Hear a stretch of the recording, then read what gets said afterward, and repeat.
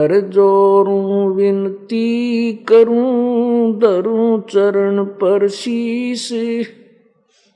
गुरु जी राम देवानंद जी महाराज ने दियो नाम बख्शीश।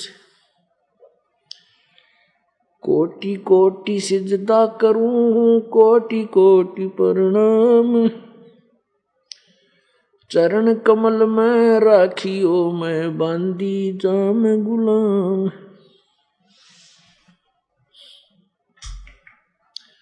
कुत्ता तेरे दरबार का, मोतिया मेरा नाम। गले प्रेम की जेवड़ी, जा खेचो वह जाऊं मैं। तो करो तो बावड़ू, दूर दूर करो तो जाऊं।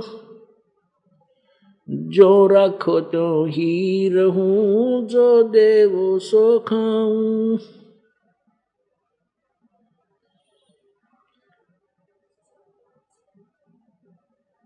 गुरु बड़े गोविंद से, मन में देख विचार। हरि सुमरे वो रह गए, गुरु भजे हुए पार। गुरु गोविंद दोनों खड़े, किसके लागू पाए। बलिहारी गुरु अपना, जिन गोविंद दियो मिलाए।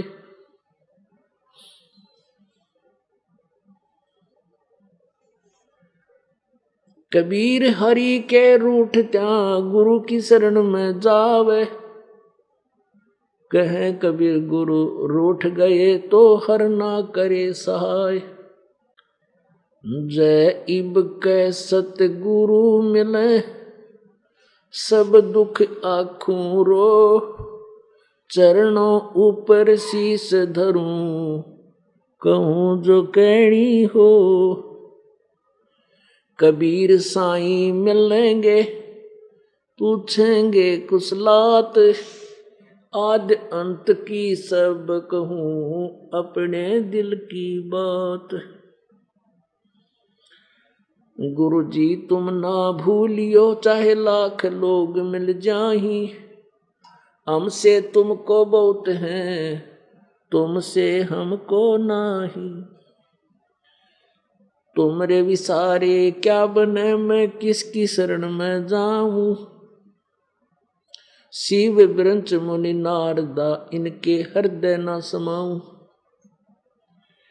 अब गुण किए तो बहुत किए, करत न मानी हार। बावे बंदा बख्श दियो, बावे गर्दन उतार। अब गुण मेरे बाप जी, बख्शो गरीब नवाज। जो मैं पूत कपूत हूँ, बोर पिता को लाज। मैं अपराधी जन्म का, नक्सक बरे विकार। तुम दाता दुख भंजना, मेरी करो संभार।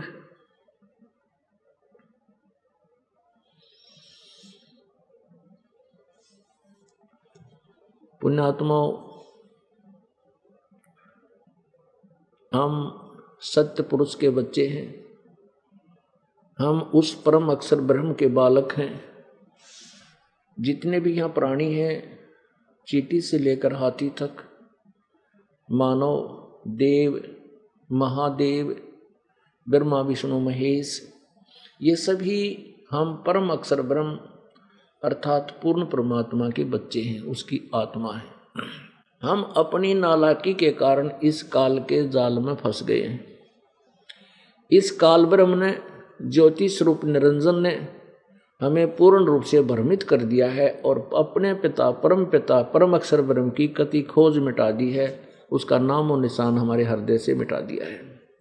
हमने काल के जाल में फंसकर यही सोच रखा है कि ये मेरी संपत्ति है, ये मेरे बच्चे हैं, यही मेरा है, और ये घर मेरा है, या कार मेरी है, या कोठी मेरी है। हमारी बुद्धि इतनी संकीर्ण कर दी है, इतनी कंजस्टेड कर दी है कि हम इससे आगे सोच नहीं सकते। और ये देख रहे हैं प्रतिदिन कि एक परिवार में कोई ना कोई सदस्य 10 साल में, 20 वर्ष में 1-2, और किसी कहते 1 वर्ष में कई कई मर जाते हैं। और शेष बचे यही सोचते हैं कि ये सब कुछ मेरा ही है। ये के झंझट है, ये क्यों है? क्योंकि इस काल भगवान ने सबकी बुद्धि को ऑफ कर रखा है। अब कबीर परमेश्वर के बिना जीव की बुद्धि को ऑन कोई कर नहीं सकता, क्योंकि यहाँ की सुप्रीम पावर ज्योति निरंजन ब्रह्म है, ब्रह्म काल है, जो 21 ब्रह्मांड का मालिक है और जो ब्रह्मा विष्णु महेश का पिता है। उसने जो चीज ऑफ कर दी बुद्धि, तो उसके अंतर्गत जितने भी देव हैं, महादेव हैं, वो उसको डिस्टर्ब नहीं कर सकते, उसको छेड़ नहीं सकते, उनकी पावर नहीं है। अब इस ब्रह्म से ऊपर की शक्ति, वो परम अक्षर ब्रह्म आकर के अपने ज्ञान से आपको जागृत करता है और अपनी शक्ति से आपकी बुद्धि को ऑन करता है, और वो परमात्मा हमें बताते हैं। जैसा कि आज सुबह के सत्संग में आप सुन रहे थे, आपने पूर्व के सत्संगों में भी सुना कि हमारा जन्म पवित्र हिंदू धर्म में हुआ, और हम पहले से ही भगवान की चाह रखते थे। श्री विष्णु जी के हम ये दास पूरा कट्टर पुजारी था, भगवान शंकर का भी पुजारी था, हनुमान जी का भी पुजारी था, बाबा श्याम जी की पूजा भी करते थे, दुर्गा माता की भी जय बोलिया करते थे। लेकिन हमें ये नहीं पता था कि ये ब्रह्मा विष्णु महेश कितनी पावर रखते हैं। ब्रह्मा विष्णु महेश इन तीनों देवताओं की पूजा से हमें लाभ क्या होगा। हम ये सोचा करते थे कि अच्छा पुण्य करेंगे, भक्ति करेंगे, कहाँ स्वर्ग चले जाएंगे, स्वर्ग जाएंगे। हमारी पहुंच बुद्धि की स्वर्ग से आगे थी को ना। और जिनको हम ऋषि महर्षि कहते थे, वो केवल उस ब्रह्म तक की बातें करते थे, ब्रह्मलोक तक की बातें करते थे। वो महास्वर्ग है। और स्वर्ग की डेफिनेशन परमेश्वर कबीर जी ने बताई है। ये तो एक होटल है, एक रेस्टोरेंट है। जैसे यहाँ हरियाणा, राजस्थान, पंजाब, उत्तर प्रदेश के अंदर बहुत ज़्यादा गर्मी पड़ती है मई जून के महीने में, और कोई सेठ व्यक्ति, साहूकार, पैसे वाला व्यक्ति 20-30 हज़ार रुपये ले जावे और 2 महीने कुल्लू मनाली चला जावे, और वहाँ एक रेस्टोरेंट होटल में कमरा बुक करा ले और वहाँ खूब घूमे फिरे, बढ़िया वातावरण है, वहाँ बहुत सुंदर ठंडा मौसम है, ना गर्मी है ना सर्दी है इन दिनों में। तो वहाँ 2 महीने वो अपने पैसों से मौज मस्ती कर सकता है। उन्हीं पैसों से खाना खाना, उसी पैसों से भ्रमण के लिए खर्चा करना, और उन्हीं पैसों से किराया देना होटल का। जब वो पैसे समाप्त हो जाते हैं तो अपने आप वो अपने कर्म क्षेत्र में तुरंत लौट आता है। 10 महीने फिर कमाई करो, 10 महीने फिर पैसे इकट्ठे करो। यदि घाटा गिर गया और पैसे का ब्योंत बना नहीं, तो भी उस होटल में नहीं जा सकते, वहीं गर्मी में ही रहना होगा। इसी प्रकार जो पूर्ण परमात्मा की साधना के अतिरिक्त, परम अक्षर ब्रह्म की पूजा के अतिरिक्त हम अन्य जितने भी देवता या भगवान, ये ब्रह्म परब्रह्म आदि की पूजा करते हैं, इनसे हम स्वर्ग और महास्वर्ग ही जा सकते हैं। पूर्ण परमात्मा की भक्ति से ही हम पूर्ण मोक्ष प्राप्त करेंगे। इसलिए परमात्मा ने हमें बताया है कि धर्मदास ये जग बोराना, और कोई ना जाने पद निर्वाणा। निर्वाण पद का अर्थ है पूर्ण मोक्ष मार्ग, कोई नहीं जानता। जैसे गीता जी के अंदर गीता ज्ञान दाता ब्रह्म ने, काल ब्रह्म ने कहा है, गीता अध्याय 4 के श्लोक नंबर 5 में, कि अर्जुन तेरे और मेरे बहुत जन्म हो चुके हैं, तू नहीं जानता मैं जानता। और अध्याय 4 के श्लोक 9 में कहा है कि मेरे जन्म और कर्म अलौकिक हैं, दिव्य हैं। इससे सिद्ध है कि ज्योति गीता ज्ञान दाता का जन्म तो होता है, लेकिन मेरे जन्म, गीता जी अध्याय नंबर 10 के श्लोक नंबर 2 में कहा है कि मेरे जन्म को, मेरी उत्पत्ति को ये देवता और ऋषिगण नहीं जानते, क्योंकि ये मेरे से उत्पन्न हुए। इसे सिद्ध है कि गीता ज्ञान दाता का जन्म तो हुआ, लेकिन ये ब्रह्मा विष्णु महेश आदि देवता और ये ऋषि लोग उसको नहीं जानते, क्योंकि ये इसके पुत्र हैं, इसकी संतान है। तो संतान अपने पिता के जन्म को नहीं जान सकता, वो दादाजी बता सकते हैं। तो इस प्रकार पूर्ण परमात्मा परम अक्षर ब्रह्म ये ज्योति निरंजन का भी पिता है। तो उस परम पिता ने आकर के इस ज्योति निरंजन की उत्पत्ति बताई और ब्रह्मा विष्णु महेश की भी उत्पत्ति बताई। जबकि हमारे जो धार्मिक गुरु होते थे,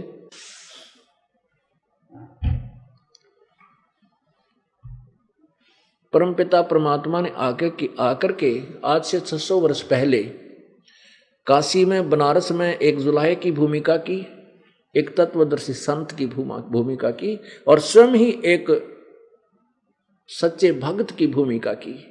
परमात्मा ने एक उदाहरण दिया कि एक परम भक्त के अंदर, सच्चे भक्त के अंदर क्या गुण होने चाहिए और तत्वदर्शी संत कैसा होना चाहिए, उसका ज्ञान कैसा होना चाहिए।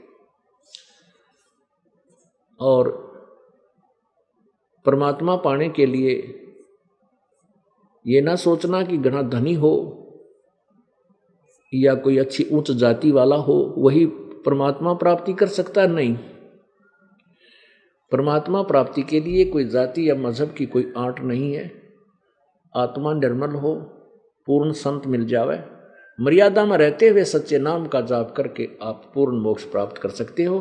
कोई किसी भी जाति या मजहब का मानव शरीरधारी प्राणी है। आज सुबह के सत्संग में आप जी को यही बताया गया था कि परमेश्वर कबीर जी ने 600 वर्ष पूर्व इस कलयुग में प्रकट होकर एक पूरा जीवन जनसाधारण की तरह जी करके एक लीला करके दिखाया था और उस समय अपने तत्व ज्ञान का प्रचार ढोल के डंके पर किया था। परमात्मा यही बताया करते थे कि ब्रह्मा विष्णु महेश ये अविनाशी नहीं है, इनकी पूजा से मोक्ष नहीं हो सकता। वो परम अक्षर ब्रह्म पूर्ण परमात्मा की भक्ति करो, उसका संदेशा मैं लेकर आया हूं। क्योंकि परमात्मा स्वयं ही अपने सतत्व ज्ञान का संदेश वाहक बनकर आता है। ये आपको वेदों में भी प्रमाण करूंगा कि वेद भी यही संदेश देते हैं कि वो कबीर परमात्मा अपने तत्व ज्ञान को, समस्त ज्ञान को आप ही लेकर आता है, उसका संदेश वाहक बनकर आता है, वो कबीर परमेश्वर है।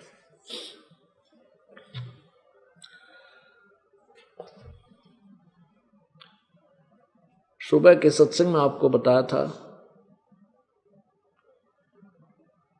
कि जैसे सृष्टि रचना में कहा है परमेश्वर ने कि काल ने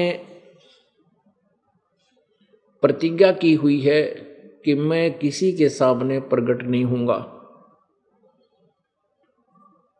और मैं किसी भी वेदों में वर्णित विधि से या किसी जप से, तप से, किसी क्रिया से मैं दर्शन नहीं दूंगा। अर्थात वेदों में वर्णित विधि से प्रभु प्राप्ति नहीं है।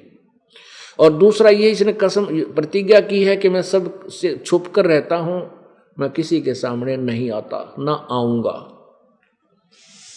आपको प्रमाण भी दिखाया पवित्र गीता जी अध्याय नंबर 7 के श्लोक नंबर 24 और 25 में, गीता जी अध्याय नंबर 11 के श्लोक नंबर 21, 32 और 47, 46, 47, 48 इन सब में प्रमाणित करके दिखाया।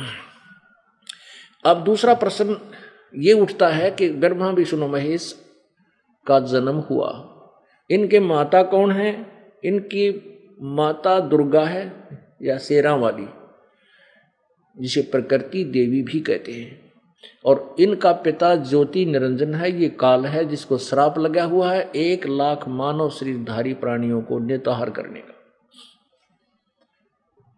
अपुण्यात्माओं, आध्यात्मिक ज्ञान में कति मानस जीरो हैं, और जितने ये संत पंथ दास ने उनकी सबका इतिहास रखा है, सबकी बुक मेरे पास रखी है, उनके 150 वर्ष हो गए उनके पंथों को चलते ने, और वो घिसा पिटा लकीर के फकीर सभी बने हुए। उनमें कह का भी ज्ञान नहीं है, आध्यात्मिक ज्ञान केवल ऊट पटांग पर रखा है। उनकी वे ऑफ वर्शिप भी अकॉर्डिंग टू द शास्त्र नहीं है, उनका ज्ञान भी शास्त्रों के अनुसार नहीं है। पुण्यात्माओं, एक बार धक्का लगता है मानव समाज को कि भाई ये क्या हो गया कि किसी के पास भी भक्ति नहीं, किसी के पास भी नाम नहीं, जहाँ करोड़ों और लाखों की संख्या में श्रद्धालु गए हैं, बड़े विद्वान पढ़े लिखे और शिक्षित हैं, पुण्यात्माओं कहते हैं प्रत्यक्ष को प्रमाण की आवश्यकता होती ही नहीं। अब आपके सामने ये दास प्रत्यक्ष कर देगा, फिर उसके बाद आपको किसी प्रमाण की आवश्यकता नहीं रहेगी। जो आपको बताया जा रहा है कि ब्रह्मा विष्णु महेश नासवान है और पूर्ण परमात्मा के बारे में सच्चा ज्ञान किसी भी संत पंथ के पास पृथ्वी पर नहीं है, केवल कबीर परमेश्वर की वाणी में विद्यमान है और उन महापुरुषों की वाणी में विद्यमान है जिन्होंने परमात्मा को साक्षात देखा है। उस परमेश्वर ने उन पर कृपा बख्शी, अपने गवाचार किया, उनको अपना सतलोक दिखाया, अपनी समर्थता से परिचित करवाया और ब्रह्मा विष्णु महेश की सतीथि वहाँ जहाँ वो रहते हैं वो सब दिखाई।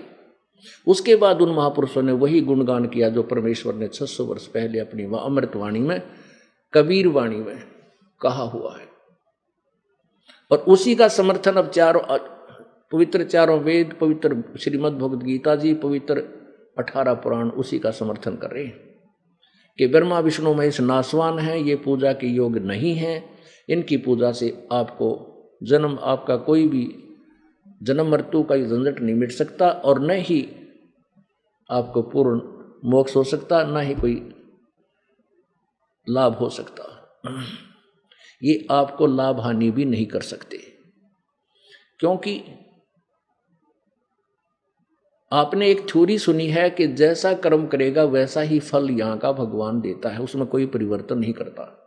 परिवर्तन करने वाला केवल एक प्रभु है जो सर्वशक्तिमान समर्थ परम अक्षर ब्रह्म यानी पूर्ण परमात्मा है। मासा घटे न तिल बधे विधना लिखे जो लेख और सच्चा सतगुरु मेट कर ऊपर मारे मेघ। तो वो एक ही प्रभु है जो हमारे संस्कारों में परिवर्तन कर सकता है। बाकी जितने भी भगवान हैं वो अपने आपके किए हुए प्रारब्ध के पूर्व संस्कारों को ही ज्यों के त्यों देते हैं। अब पूर्ण परमात्मा की जानकारी ना होने से इन अनजान लोगों ने एक थ्योरी बना दी कि जैसे कर्म करेगा वैसा ही फल मिलेगा, इसमें कोई परिवर्तन नहीं। जबकि हमारे सदग्रंथ प्रमाण करते हैं कि परमात्मा घोर पाप को भी काट देता है। अब उस पूर्ण परमात्मा से परिचित ना होने के कारण हम साधना भी करते रहे और दुख न्यो के न्यो बने रहे।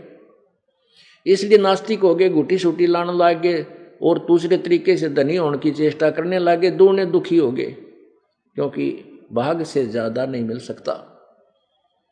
कब तक नहीं मिल सकता? जब तक हम पूर्ण परमात्मा की विधिवत साधना नहीं करेंगे।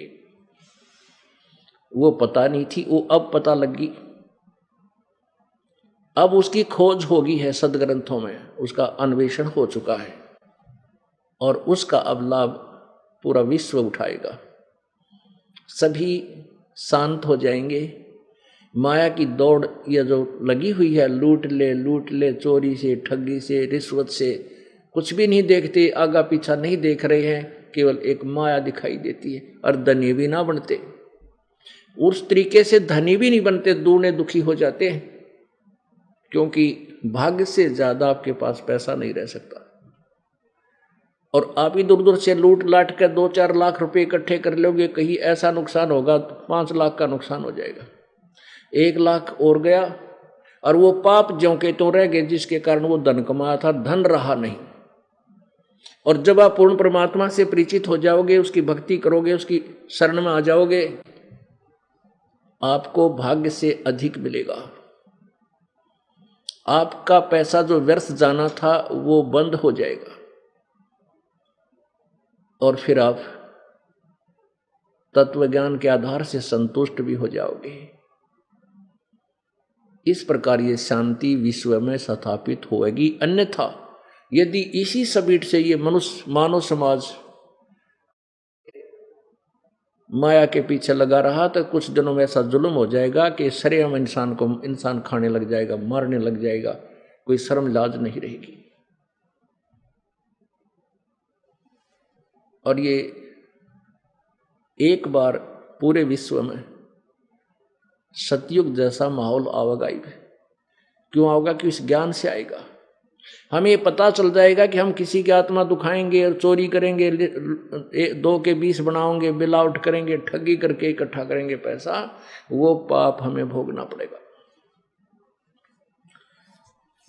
अभी तक तो हम सुनते हैं, कहते हैं, कहन सुनन तक सीमित थे, लेकिन अब हम प्रत्यक्ष देखेंगे, हमारी वो आंखें खुल जाएंगी, वो मोतियाबिंद हट जाएगा और फिर हमें इतना डर लगेगा जैसे बिजली के तार तय इंसान डरा करे कि इसमें करंट है, दूर हो ले।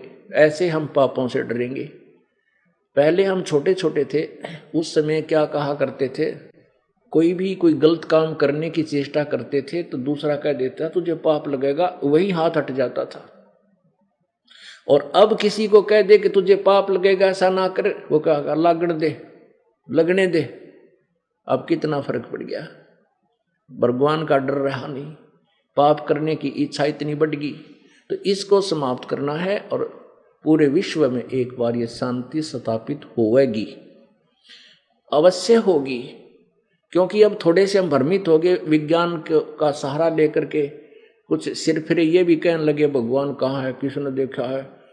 एक बार ये दास पूना से जहाज से आ रहा था, मेरे साथ एक और भगत था, एक बहन थी भगतमती। तो हम जब जो ही जहाज स्टार्ट हुआ, हमारी आदत है कि हमने मंगलाचरण बोलना शुरू कर दिया।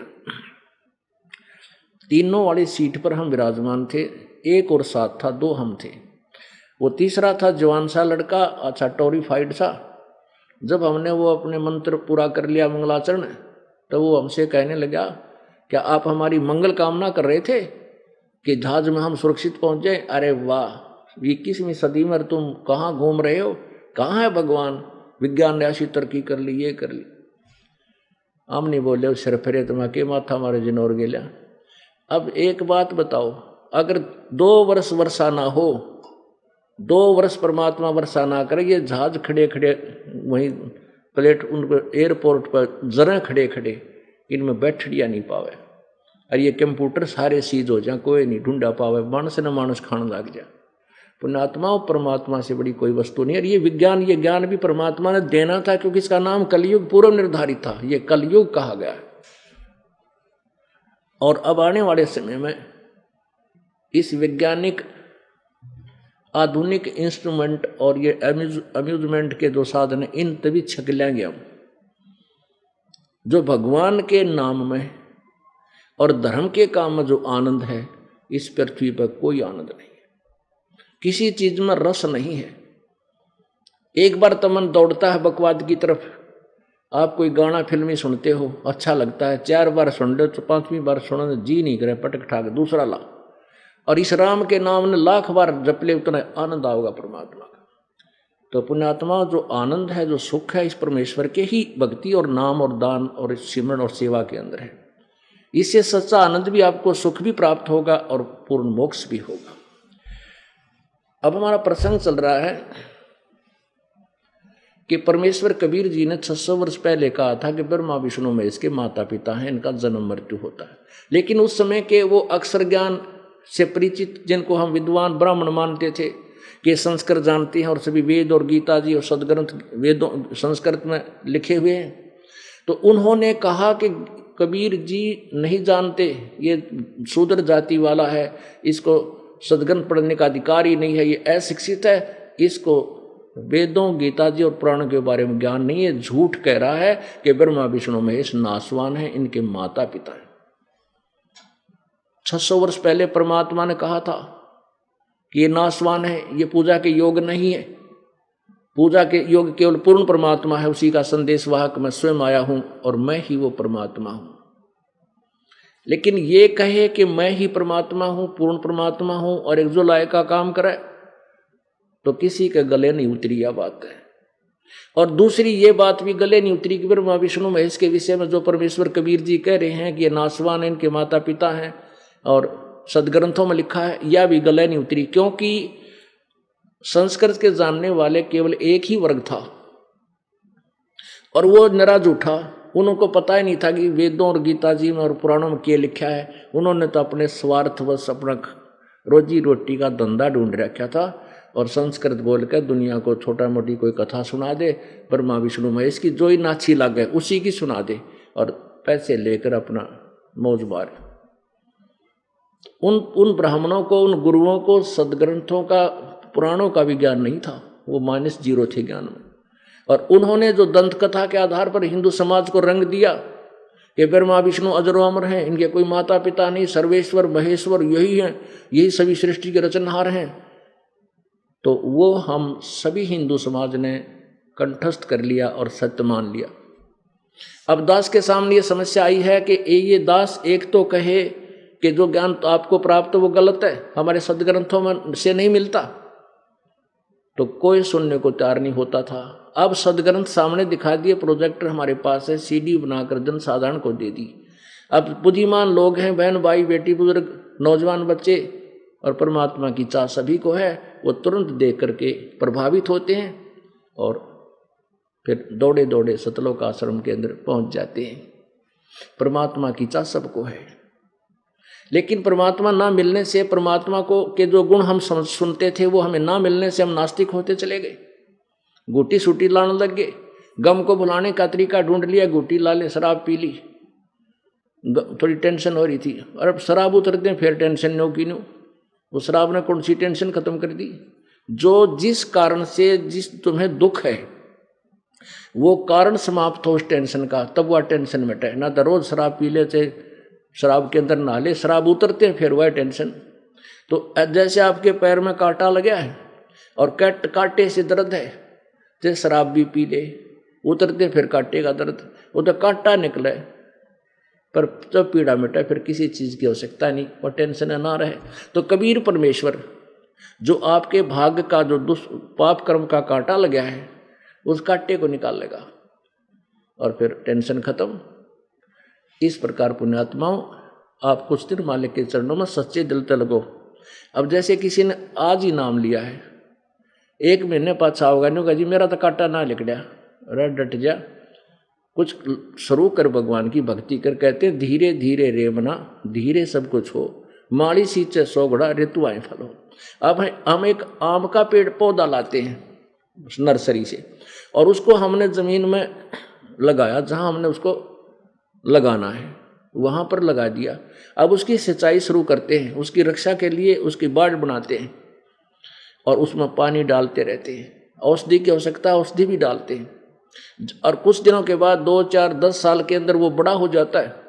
बड़ा होने के बाद फिर देखना कितने फल देगा, इतने फल देगा कि आप भी छक लोगे, पड़ोसी भी ले जाएंगे, रिश्तेदारों में भी दे दोगे, तो भी फल समाप्त नहीं होंगे। तो ऐसे ही राम नाम का जो पूर्ण परमात्मा रूप का जो भक्ति रूपी पौधा आज आपने बोया है, शुरुआत है। किसी का 1 वर्ष का है, किसी का 2, किसी का, जिसका 5, 4 वर्ष का हो गया, उनके घर में देखो कितने ठाठ। यदि उसने सिंचाई ठीक की है, यदि उस पौधे की परवरिश ठीक की है, अपने नाम को खंड नहीं होने दिया है, आज उनके ठाठम ठाठ हो रही। अब ये दास यहाँ देख रहा है दूसरे पंथों और संतों के भगत यहाँ चिल्लाते हुए आते हैं, हमने 20 वर्ष हो गए, कोई लाभ नहीं हुआ, अगर मैं ये नुकसान, बेटा मर गया, कोठी बिक गई, फलाना हो गया। और हमारे बच्चे जो आज से 4, 5 वर्ष, 6 वर्ष, 7 वर्ष, 10 वर्ष से जो इस मार्ग पर लगे हुए, उनके घर में जाकर देखो उनकी पहले क्या स्थिति थी, आज उनके के ठाठ हो रहे हैं। एक घर के आप गुण सुनने लग जाना, आपके कान बहरे हो जाएंगे कि इस घर में इतना सुख भगवान ने दे दिया। तो परमात्मा के गुणों में लिखा हुआ है कि वो इतने सुख देता ही है। जब तक वो नहीं मिलता तब तक हम डरे ठो ही रहे थे।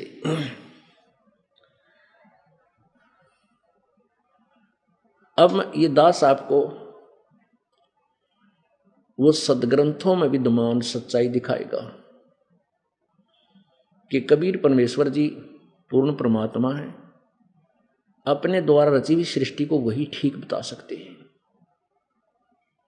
और वही ज्ञान परमात्मा ने 600 वर्ष पहले अपनी सिंपल लैंग्वेज कबीर वाणी में लिखा है, उसका समर्थन आज हमारे सदग्रंथ कर रहे हैं। अब आपको दिखाते हैं ब्रह्मा विष्णु महेश की उत्पत्ति श्री शिव पुराण में। अब देखिएगा श्री शिव पुराण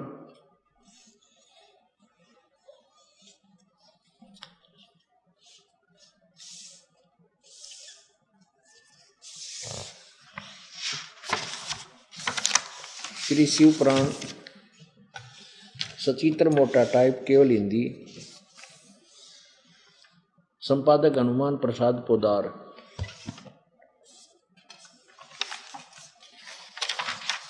इसके प्रकाशक एवं मुद्रक कौन है?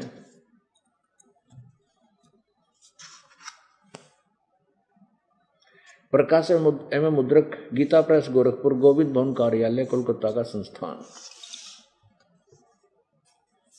इसके रुद्र संहिता,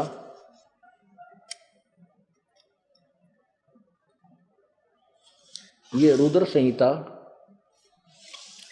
अध्याय नंबर 6, ये अध्याय नंबर 5 यहाँ समाप्त हुआ और ये 6 प्रारंभ होता है। ब्रह्मा जी ने कहा, ब्रह्मन देव शिरोमणि, नारद ने ब्रह्मा जी से प्रश्न किया है, तो ब्रह्मा जी उत्तर दे रहे नारद जी को कि ब्रह्मन देव शिरोमणि, तुम सदा समस्त जगत के उपकार में लगे रहते हो, तुमने लोगों के हित की कामना से ये बहुत उत्तम बात पूछी है। जिस समय समस्त चराचर जगत नष्ट हो गया था, सर्वत्र केवल अंधकार ही अंधकार था, न सूर्य दिखाई देते थे, न चंद्रमा, अन्य ग्रहों और नक्षत्रों का भी पता नहीं था, न दिन होता था न रात, अग्नि पृथ्वी वायु और जल की सत्ता नहीं थी।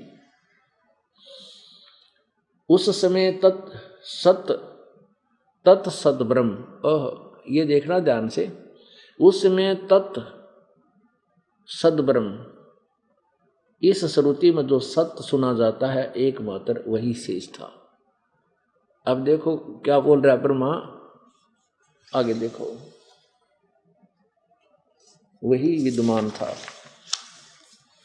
जिस परब्रह्म के विषय में ज्ञान और अज्ञान, ये आप पृष्ठ देखिएगा, पृष्ठ 100 है ये आपने 99 से शुरू किया है, ये 100 पृष्ठ पे दास आपको सुना रहा है। 100 पृष्ठ पे जिस परब्रह्म के विषय में अज्ञान और अज्ञान से पूर्ण उक्तियों द्वारा इस प्रकार विकल्प किए जाते हैं, उसने कुछ काल के बाद द्वितीय की इच्छा प्रकट की, उसके भीतर एक से एक अनेक होने का संकल्प उदित हुआ। तब उस निराकार परमात्मा ने अपनी लीला शक्ति से अपने लिए मूर्ति की कल्पना की। जो मूर्ति रहित परब्रह्म है उसकी मूर्ति, ये ध्यान से देखना, क्योंकि एक एक लाइन में बहुत गहरा रहस्य आपको मिलेगा, एक एक पंक्ति में बहुत ही रहस्य मिलेगा जो आपके आगे ज्ञान को समझने में सहयोग देगा। भगवान सदाशिव हैं, उनकी मूर्ति जो भगवान सदाशिव बन गए, निराकार से वो साकार हुआ तो शिव रूप धारण कर लिया उसने, सदाशिव है।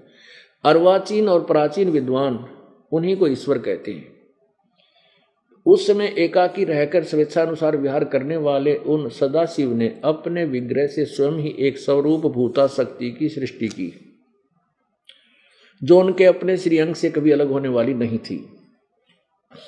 उस शक्ति को प्रधान, ये ध्यान से सुनना, उस पराशक्ति को प्रधान प्रकृति गुणवती माया बुद्धि तत्वन की जननी और विकार रहित बताया गया है।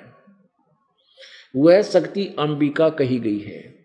उसी को प्रकृति, ये ध्यान से देखना, प्रकृति शब्द दुर्गा को कहते हैं, शेरा वाली को, ये ब्रह्मा विष्णु महेश की माँ है।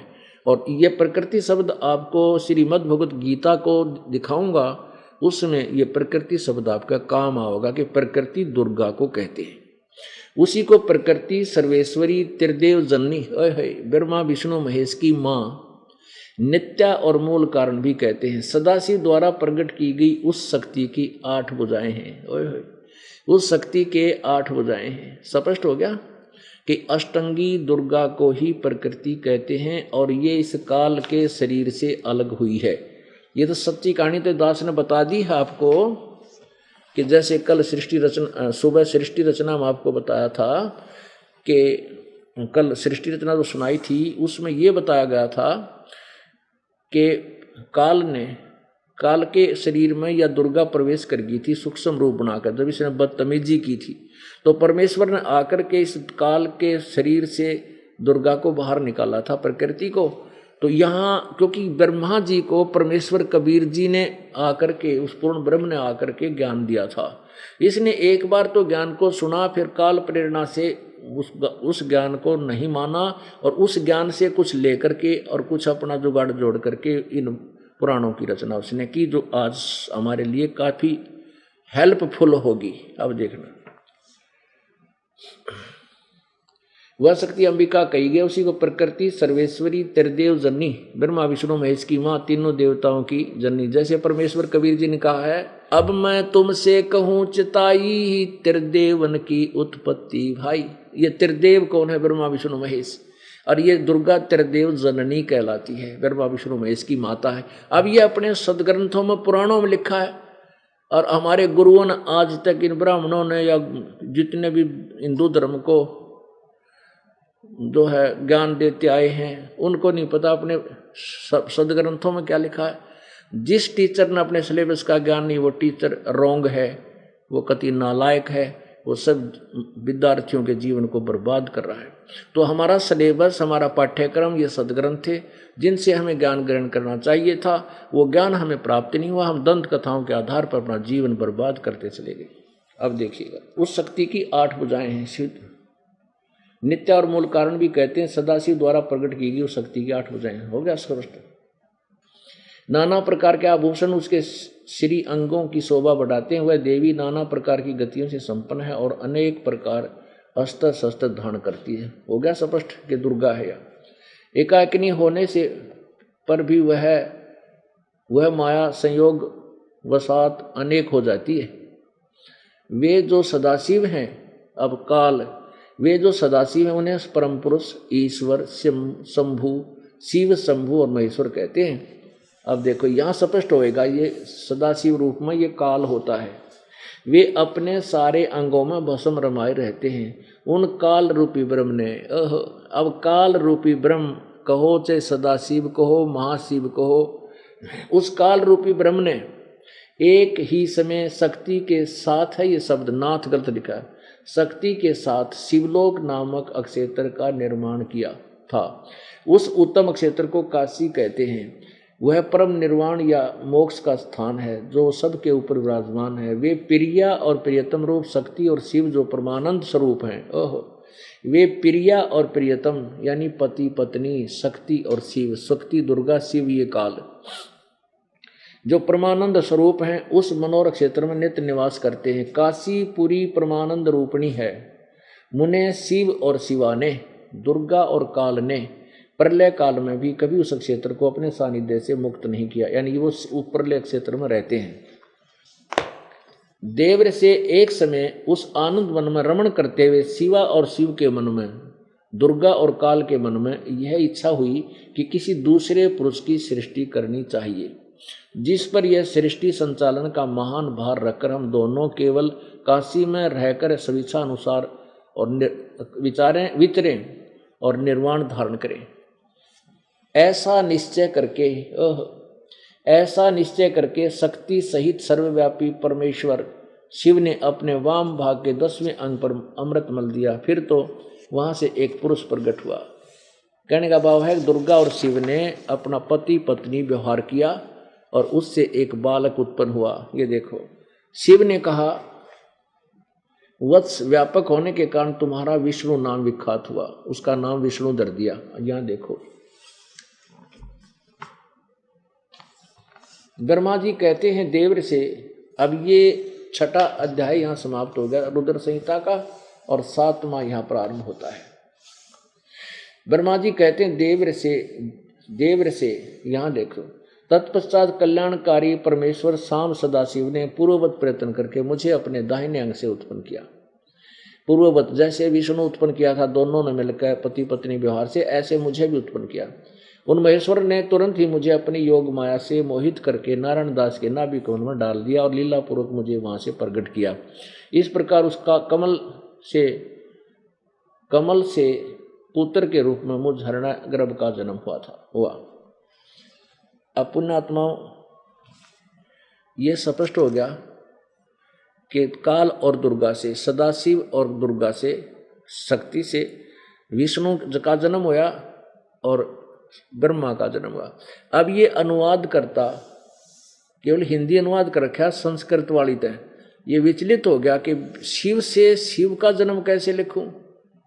उसने उस प्रकरण को इसमें से निकाल दिया, केवल हिंदी में गोलमोल करके कुछ लिख। अब हमने संस्कृत वाली भी देखी, उसको भी आपको दिखाएंगे। ये 3 भगवान न्यारे न्यारे हैं। ब्रह्मा विष्णु महेश अलग है और ये काल भगवान जो है ये भिन्न है। आगे देखो, अब यहाँ 4 सिद्ध होते हैं। अध्याय नंबर 9 रुद्र संहिता, ये रुद्र संहिता ही चल रही है और इसमें अध्याय नंबर 9 के लास्ट में देखिएगा। इस प्रकार ब्रह्मा विष्णु तथा रुद्र इन तीनों देवताओं में गुण है, परंतु शिव गुणातीत माने गए। अब 4 हो गए ना, ब्रह्मा विष्णु और रुद्र, इन तीनों देवता ब्रह्मा विष्णु महेश, इनमें तीनों देवता में गुण है, रजगुण ब्रह्मा, सतगुण विष्णु, तमगुण शिव जी। और परंतु ये शिव, ये काल भगवान जो है ब्रह्म, ये गुणातीत माने गए। अब 4 और 3 हो गए ना, 3 ब्रह्मा विष्णु महेश अलग हुए और यू काल अलग हो गया। अब इससे हमने केवल इतना ही सहयोग लेना है इस सदग्रंथ से। अब आपको क्लियर करेगा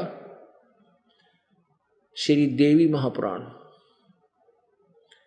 उसमें बिल्कुल स्पष्ट आपके, क्योंकि यहां से हमने ये लेना था कि प्रकृति दुर्गा को कहते हैं और काल रूपी भगवान ये सदाशिव कहो, चाहे इसको महाविष्णु कहो, महाशिव कहो, चाहे महा ब्रह्मा कहो। अब ये श्री दुर्गा पुराण, श्री देवी पुराण आपको दिखाएंगे। पुण्यात्माओं, परमेश्वर कबीर जी ने जो अपना ज्ञान दिया था, तत्व ज्ञान दिया था, जिसको 100वें वेद बोलते हैं, दिया है, उसमें सभी ज्ञान कंप्लीट है। सब 18 पुराणों का, 4 वेदों का और श्रीमद् भगवद गीता का, ये सभी ज्ञान उस तत्व ज्ञान में विद्यमान है। लेकिन वो एक सिंपल लैंग्वेज होने के कारण और सदग्रंथों से हम अपरिचित होने के कारण उस परमेश्वर के उस ज्ञान को ना समझकर उनके कुछ दोहों को लेकर के हम उनको पढ़कर और एक कवि की संज्ञा देकर के परमात्मा को उनके चैप्टर को क्लोज कर दिया था। अब वो फाइल परमेश्वर की फिर खुल गई। अब वही ज्ञान आज इन सदग्रंथों में लिखा हुआ है जो 600 वर्ष पहले परमात्मा ने बोला था। तो इससे सिद्ध हुआ कि कबीर परमेश्वर ही पूर्ण परमात्मा है, क्योंकि परमात्मा बिना ये गूढ़ रहस्य कोई दे नहीं सकता। जो अनपढ़ कहे उसने, अशिक्षित कहे, और वेदों और सदग्रंथों का तत्व ज्ञान वो पहले बोल गए। तो वो उन अक्षर ज्ञान युक्त उन विद्वानों महर्षियों से 100 गुना असंख्य गुना यानी श्रेष्ठ थे। वो पूर्ण विद्वान थे, पूर्ण परमात्मा थे। अब देखिएगा श्री देवी महापुराण, श्रीमद् देवी भागवत, गीता प्रेस गोरखपुर से प्रकाशित है। श्रीमद् देवी भागवत मोटा टाइप, संपादक हनुमान प्रसाद पोदार, चिमनलाल गोस्वामी। प्रकाशक एवं मुद्रक हैं गीता प्रेस गोरखपुर, गोविंद भवन कार्यालय कोलकाता का संस्थान। अब यहाँ देखिए इसके 3रे स्कंद में हम चलेंगे। अब जन्मजय ने प्रश्न किया। जन्मजय कौन थे? ये पांडवों का पोता था और परीक्षित का बेटा था। परीक्षित, राजा परीक्षित का बेटा था जन्मजय। अब जन्मजय ने पूछा व्यास जी से, क्या पूछा कि आपने जो दुर्गा की पूजा के लिए मुझे बताया है, इसके विषय में बताइए कि सारा ब्रह्मांड किसने रचा? इस दुर्गा ने इसकी रचना की है कि कोई कहे ब्रह्मा ने रचा, कोई कहे विष्णु ने, कोई कहे शिव जी ने। तो इसमें ये क्लियर करके बताओ मुझे कि किस ये ब्रह्मांड की रचना किसने की। अब देखिए, ये है श्रीमद् देवी भागवत 3रा स्कंद। 3रा स्कंद यहाँ से प्रारंभ होता है। 113 पृष्ठ है ये। जन्मजय ने पूछा, भगवान आपने अंबा यज्ञ अर्थात परम पवित्र नवरात्र व्रत करके उसके द्वारा देवी की आराधन करने की आज्ञा दी है। अतः वे कौन देवी हैं, कैसे और कब प्रकट हुई, उनके पधारने का क्या उद्देश्य है, वे किन गुणों से विभूषित हैं, अंबा यज्ञ किस प्रकार होता है, उसका कैसा स्वरूप है और क्या विधान है। दयानिधे आप सर्व ज्ञान संपन्न हैं। विधिवत सब वर्णन करने की कृपा कीजिए। ब्रह्मन साथ ही विस्तार पूर्वक ब्रह्मांड की उत्पत्ति भी की है, क्योंकि भूदेव ब्रह्मांड के विषय में जो कुछ बताया गया है तथा वह जैसा जो है, ये सब बातें आप जानते हैं। मैंने सुना है कि ब्रह्मा विष्णु रुद्र ये 3 सगुण देवता हैं। कर्म से सृष्टि पालन संहार कार्य का उत्तरदायित्व इन पर रहता है। प्रमाण पराशर नंदन व्यास जी, अब मैं इनके संबंध में विस्तार पूर्वक सुनना चाहता हूँ, आप बतलाने की कृपा करें। व्यास जी ने कहते हैं, राजन आपकी बुद्धि बड़ी विशाल है। अभी तुमने जो पूछा कि ब्रह्मा आदि की उत्पत्ति कैसे हुई, ब्रह्मा विष्णु महेश की उत्पत्ति कैसे हुई, सो यह महान कठिन विषय है। इसमें अनेक प्रश्न उठ जाते हैं। यही प्रश्न पूर्व समय में मैंने नारद जी से कहा था।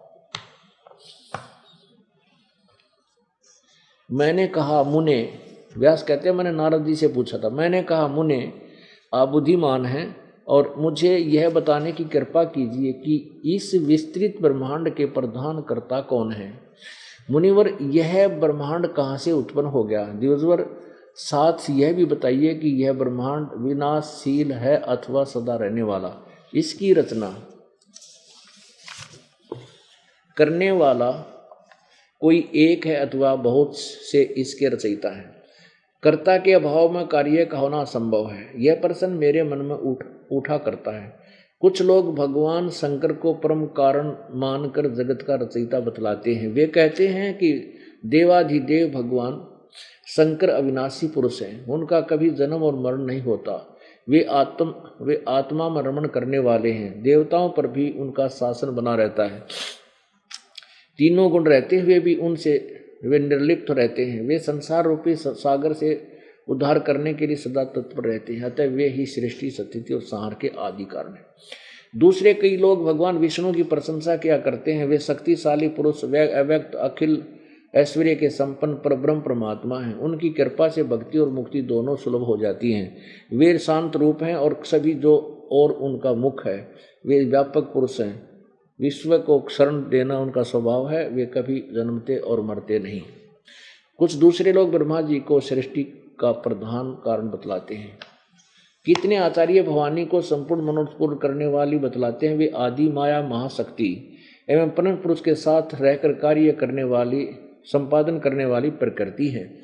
अब दुर्गा को प्रकृति भी कहते हैं। यह शिव पुराण के साथ साथ देवी पुराण भी समर्थन दे रहा है। और दुर्गा का, उस प्रकृति का ब्रह्म के साथ उनका अभेद संबंध है। अब ब्रह्म के साथ, काल के साथ दुर्गा का अभेद संबंध है, अर्थात वो काल की अर्धांगिनी है, पत्नी है। वे सृष्टि, स्थिति और संहार कार्य में संलग्न रहती है। संपूर्ण प्राणियों एवं देवताओं की भी वे जननी है। उनका कभी जन्म और मरण नहीं होता।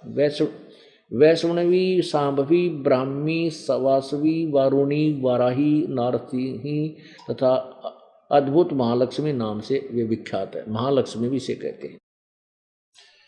कितने मुनिश्रेष्ठ कहते हैं कि जो निरंजन, निराकार, निर्लेप, निर्गुण अरूप एवं व्यापक ब्रह्म है, उन्हीं से जगत की सृष्टि हुई है। कहीं कहीं वेद और उपनिषद में भी वे ही ब्रह्म तेजों में बतलाए गए हैं।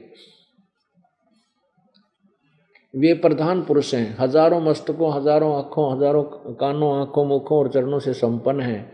आकाश श्री विष्णु का चरण है। यह बात स्पष्ट रूप से कही गई है। विद्वान पुरुष शांत, निरंजन, विराट पुरुष को ही प्रधान बताते हैं। कुछ दूसरे प्राचीन रहस्य के जानकार लोग उन्हें पुरुषोत्तम कहते हैं। अब देखो, नारद जी कहते हैं, अब आपने जो सुना कि व्यास जी कहता है कि मैं, जन्मेजय पूछ रहा है व्यास जी से, व्यास जी कहता है कि मैंने पूछा नारद से। अब नारद कहता है कि मैंने पूछा अपने पिता ब्रह्मा पे। अब सारे की सुई ब्रह्मा पा कर टिके कि 18 पुराणों का ज्ञान ब्रह्मा ने दिया। और ब्रह्मा से सुनकर आगे अनेक वक्ताओं ने उसका वर्णन रहकर कुछ अपना मिश्रण करके बोला, तो उन्हीं के नाम से पुराणों का लेखक उनको बना दिया गया। पुराणों का वक्ता, लेखक व्यास जी ही हैं। तो अब ब्रह्मा जी पर सुई जाएगी आखिर में। और ब्रह्मा जी कहता है कि बेटा जब मेरा जन्म हुआ मैं कमल के फूल पर बैठा था, मुझे नहीं मालूम है कित उत्पन्न हुआ। तो इससे सिद्ध है कि ब्रह्मा जी ने जो अपने होश में आने के बाद जो ज्ञान दिया वो तो ठीक है, लेकिन उससे पहले की जो ज्ञान उसने अटकल ला रखी, वो पहले का ज्ञान ये दास बताओगा, क्योंकि परमात्मा ने बता रखा है। अब देखिएगा, नारद जी कहते हैं, व्यास जी, प्राचीन समय की बात है, यही संदेह मेरे हृदय में भी उत्पन्न हो गया था। तब मैं अपने पिता अमित तेजस्वी ब्रह्मा जी के स्थान पर गया और उनसे इस विषय में, इस समय जिस विषय में तुम मुझसे पूछ रहे हो उसी विषय में मैंने पूछा। मैंने कहा, पिताजी, यह संपूर्ण ब्रह्मांड कहाँ से उत्पन्न हुआ? विभो, आपने साम्यक प्रकार से इसकी रचना की है, अथवा विष्णु इस विश्व के रचयिता हैं, या शंकर ने इसकी सृष्टि की है? जगत प्रभु, आप विश्व के आत्मा हैं, सच्ची बात बताने की कृपा करें। अपने आत्मा नारद जी को भी पता है कि ज्ञान ज्ञान न के मैं को नहीं, पर ये गपोड़ बीच में झूठ भी पहले बोल देते हैं। तो यूँ कह रहा है, पिताजी सच ही बताना, कुछ मिलावट मत करिए, क्योंकि इनको पूर्ण ज्ञान था नहीं। जहाँ से इनके सत्र से इनके होश में आने के बाद का जो ज्ञान था वो तो ये बता दें। और इससे ऊपर की बातें पूछें तो कबीर परमेश्वर से कुछ सुनी सुनाई मिक्स करके उलट सुलट करके ये बता देते थे, और फिर वो दूसरी बार चर्चा होती उसमें खंडन हो जाता, क्योंकि इनको कंप्लीट नॉलेज नहीं था ब्रह्मा जी को। इसलिए नारद जी कह रहा है कि सच्ची बात बताए ना, इसमें झूठ जाट मत मिलाइयो। ये देखो, ये लिखा कि जगत प्रभु, आप ईश्वर के आत्मा, सच्ची बात बताने की कृपा करें। किन देवता की पूजा करनी चाहिए तथा कौन देवता सबसे बड़े एवं सर्वसमर्थ हैं? निष्पाप ब्रह्मा जी, इन सभी प्रश्नों का समाधान करके मेरे हृदय के संदेह को दूर करने की कृपा कीजिए। सत्यवती नंदन व्यास जी, इस प्रकार मेरे प्रसन्न करने पर लोक पितामह ब्रह्मा जी हमसे कहने लगे। ब्रह्मा जी ने कहा, बेटा, मैं इस प्रश्न का क्या उत्तर दूं? यह प्रश्न बड़ा ही जटिल है। ये आगे क्या बताता है? महाभाग, तुम भगवान विष्णु से इसका समुचित समाधान पा सकते हो। महामते, इस संसार में कोई भी रागी पुरुष ऐसा नहीं है जिससे ये रहस्य विदित हो। जो त्यागी, अहंकार रहित एवं ईर्षा शून्य है, वही इसके रहस्य को जान सकता है। पूर्व काल में सर्वत्र जल ही जल था, सथा और जंगम जितने प्राणी इनमें कोई भी नहीं थे। तब कमल से मेरी उत्पत्ति हुई। उस समय मुझे सूर्य, चंद्रमा, वृक्ष, पर्वत कोई भी दिखाई नहीं दिए पड़े। मैं कमल की कनका पर बैठकर विचार करने लगा, इस अगाध जल में मैं कैसे उत्पन्न हो गया? कौन मेरा रक्षक है?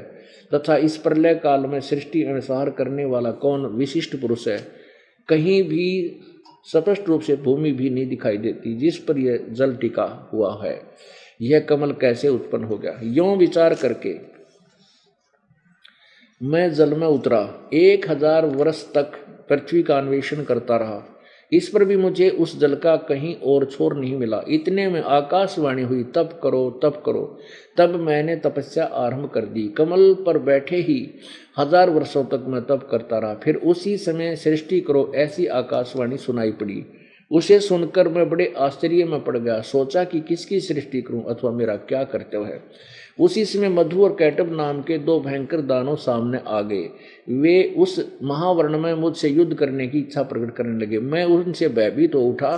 तब कमल का डंठल पकड़कर जल में उतरा। वहां मुझे एक परम अद्भुत पुरुष के दर्शन मिले। उनका श्री विग्रह मेघ के समान श्याम था। वे पीताम्बर पहने थे, 4 भुजाएं थी, शेषनाग की सैया पर सोए थे।